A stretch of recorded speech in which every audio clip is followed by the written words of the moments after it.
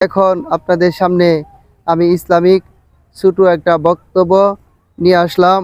এই জমিন আল্লাহর, এই আসমান আল্লাহর, আর মানুষ আল্লাহর বান্দা।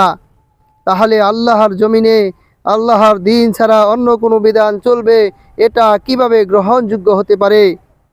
আল্লাহ তাআলা বলেন, নিশ্চয় আল্লাহর কাছে গ্রহণযোগ্য দিন একমাত্র ইসলাম।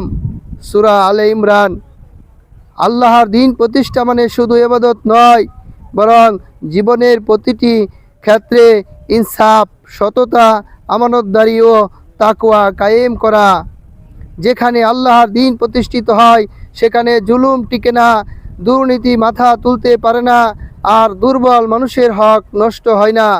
আল্লাহর দিন প্রতিষ্ঠা করা কোনো এক দলের কাজ নয়, এটা প্রত্যেক মুমিনের দায়িত্ব।